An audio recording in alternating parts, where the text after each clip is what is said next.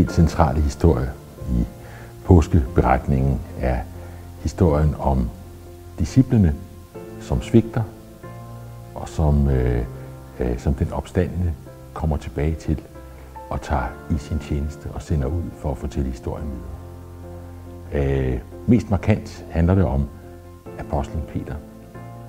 Ham, som havde bandet på, at han ville følge sin herre indtil det sidste. Han ville sætte sit liv ind for ham. Men da det kom til stykket, da Jesus bliver taget til fange i Getsemane have, da han bliver ført væk, der sniger Peter sig efter ham til ypperstepræstens gård, og da han bliver konfronteret med, om han dog ikke er en af den mands disciple, så fornægter han det 3 gange. Og da hanen galer, så kommer han i tanke om, at det var præcis, hvad Jesus havde sagt. Inden natten er omme, har du fornægtet mig 3 gange, Peter. Og Peter fortvivler selvfølgelig, som man gør, når man indser sin egen fejhed og sit eget svigt. Der var ikke så meget at kunne krybe udenom der. Og hans herre og mester bliver dødsdømt og henrettet. Han ser det på afstand. Langfredag.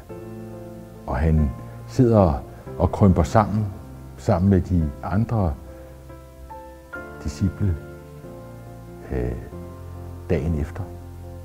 Lammet af skuffelse og sorg og skam. Og søndag morgen, gennem lukkede døre, kommer Jesus til dem. Jeg tænker, at de har været virkelig skræmt. Så var han alligevel noget helt ud over det almindelige. Så var han mere end en profet og mere end en lærer. Så var han virkelig Guds søn. Gud ved, hvad han har med til dem, der har svigtet, da det galt. Og hvad sker der så? Så siger Peter til Simon Peter. Jesus siger til ham, elsker du mig, Peter? Og han siger, det ved du er. Så vogt mine får, siger han. Peter, har du markeret? Ja, det ved du. Så pas på min hjort. Og 3. gang, da han siger det, tror jeg, det går op for Peter, hvad det er, han har gang i. At som han svigtede 3 gange, får han nu muligheden for 3 gange at erklære sin hengivenhed over for Jesus, og dermed også opleve, at han bliver taget til nåde, at han møder tilgivelse.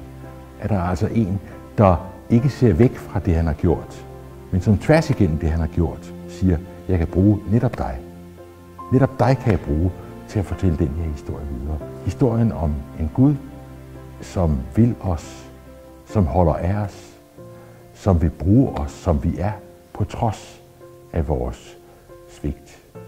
Det er historien, grundhistorien om tilgivelse i påsken.